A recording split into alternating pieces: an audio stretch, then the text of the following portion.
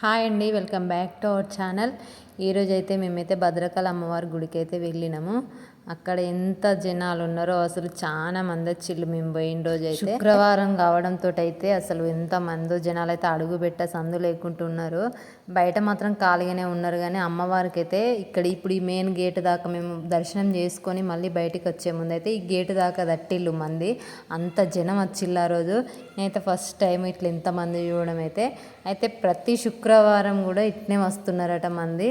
అమ్మవారు అయితే మస్తు ఉన్నారు. అయితే లోపలనైతే వీడియో తీయనీకైతే హలో లేదు, మాకైతే స్టార్టింగ్కే మాకైతే ఎంట్రెన్స్లే బొమ్మలు అయితే కనబడ్డాయి. అంటే చాలా ఏం లేవు, షాపులో ఒక 2-3 షాపులు మాత్రమే ఉన్నాయి. ఇక మా పిల్లలు కూడా కొనియమని అయితే ఫస్ట్ అయితే అడిగిళ్ళు. ఇక లోపల దర్శనం చేసుకొని వచ్చినాక కొనిద్దాంలే అని అయితే మేము వాళ్ళనైతే తీసుకొని వెళ్తాము.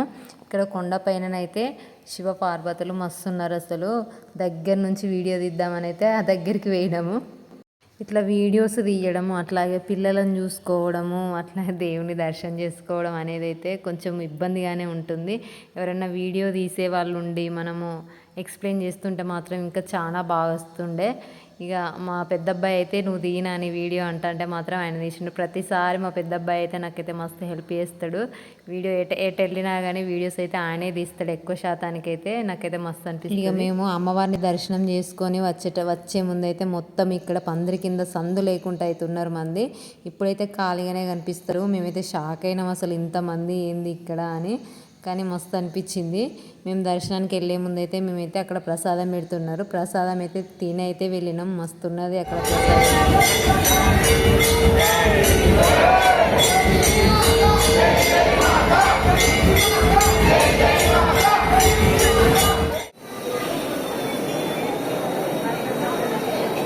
ఇక్కడున్న జనాలను చూసి అయితే మేము క్యూ లైన్ బాగున్నదని, పిల్లలు నడవలేరేమో అని అయితే మేమైతే స్పెషల్ దర్శనానికి అయితే వెళ్ళినాము.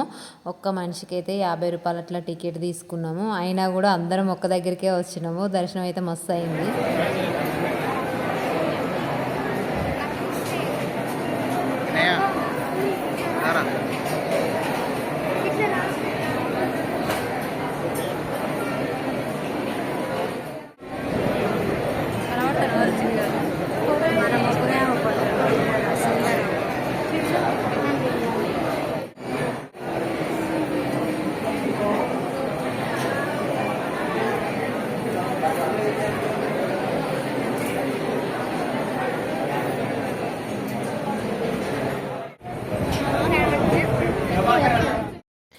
ఇక్కడనైతే అమ్మవారి చీరలు అయితే అమ్ముతారు. ఎవరన్నా తీసుకోవాలనుకునే వాళ్ళు అయితే ఇక్కడ అమ్మవారికి చీరలు అయితే తీసుకొని వెళ్ళొచ్చు.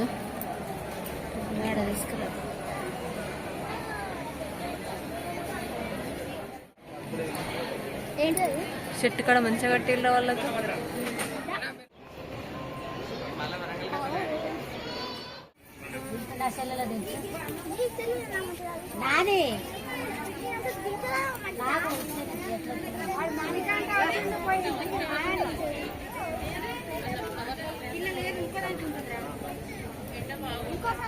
భద్రకాళి అమ్మవారి గుడికి వెళ్ళిన తర్వాతనైతే 1000 స్తంభాల గుడికి అయితే వెళ్ళినాము.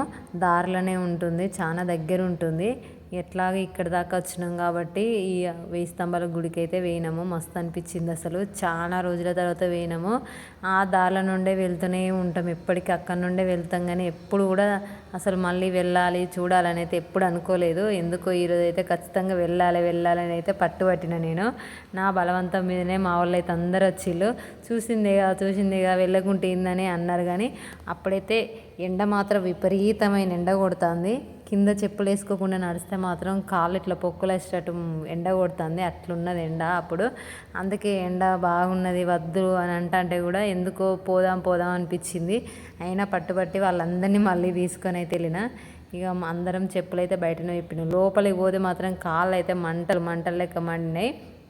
గుడి లోపల వేయినాకనైతే మొత్తం చల్లగా ఉన్నది, అంత మంచిగా ఉన్నది. చల్లటి వాతావరణం గుడి లోపలనైతే. మా పెద్దబ్బాయి పుట్టిన కానుండి అయితే అసలు ఈ 1000 స్తంభాల గుడికి అయితే ఒక్కసారి కూడా తీసుకురాలేదు. మేమైతే మాతోటైతే రాలే, వాళ్ళ స్కూల్ పిల్లలతో అయితే వెళ్ళిండు. అయితే ఏంటిదంటే రామప్ప గుడి లాగానే ఉన్నది మమ్మీ సేమ్ అని అంటాడు. అక్కడ ఇక్కడ సేమ్ నాని గుళ్ళు సేమ్ ఉంటాయి అంటే ఆయన ఫస్ట్ మేము ఉన్న దగ్గర గుడికి వెళ్ళకుండా రామప్ప వేసిన తర్వాత 1000 స్తంభాల గుడి వేయండు. ఇక ఇట్లాగూ పిల్లలు కూడా చూడలేదు కదా అని అయితే మన దగ్గరలో ఉన్న గుళ్ళు కూడా చూపెట్టకుంటే ఎట్లా అని మేమైతే ఖచ్చితంగా 1000 స్తంభాల గుడి చూపెట్టాలి అని అయితే తీసుకెళ్ళి గుడి లోపలనైతే ఒక కొలను అయితే ఉంటుంది. అయితే అలా అందులో ఎప్పుడు చూసినా మాత్రం తాబేళ్ళు అయితే ఖచ్చితంగా ఉంటాయి. అవి అందులోనే ఉంటాయి. అయితే మొత్తం గ్రీన్ కలర్ ఉన్నాయి. అవి ఎక్కువ శాతానికి దగ్గర నుండి జూమ్ తీస్తేనే అవపడతాయి ఈ తాబేళ్ళు అనేది. పిల్లలైతే మంచిగా ఎంజాయ్ చేసిళ్ళు ఫస్ట్ టైం దగ్గర నుండి తాబేళ్ళు చూడడము. అసలు 1000 స్తంభాల గుడి వీడియోలో చూస్తేనే ఎంత బాగున్నది. అసలు దగ్గర నుండి చూస్తే మాత్రం ఇంకా మస్తు అనిపిస్తుంది. అక్కడ నుండి మాత్రం అస్సలు రాబుద్ది కాదు. చుట్టూ తిరిగేసరికి మస్తు టైం అయిపోతుంది.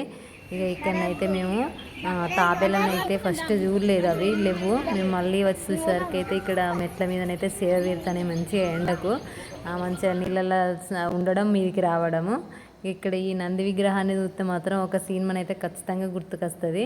అప్పుడు కాలు అయితే లేదు, నందికి అయితే ఒక సైడ్ కాలు అయితే లేదు. మళ్ళీ దాన్ని అయితే మంచిగా సెట్ చేసి పెట్టిళ్ళు. ఇక్కడ ఏం సినిమా అంటే వర్షం సినిమా అయితే ఖచ్చితంగా గుర్తుకొస్తుంది ప్రతి ఒక్కరికి. ఇటు సైడు మళ్ళీ గుడిని అయితే మంచిగా పెట్టిళ్ళు, మంచిగా నిర్మించిళ్ళు. పిల్లర్స్ అన్నీ మంచిగా సెట్ చేసి మంచిగా పెట్టిళ్ళు. అయితే మేము మస్తు ఎండ కొడుతుంది, ఇక లోపలికి పోతే ఎంత ఉడుకుతుందో అనుకున్నాం.